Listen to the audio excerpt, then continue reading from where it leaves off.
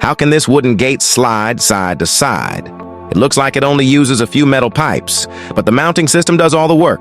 First, he attaches a small wheel under the gate. The wheel supports most of the weight. Then he drills holes into the post and the wall. He screws metal eye bolts into each hole.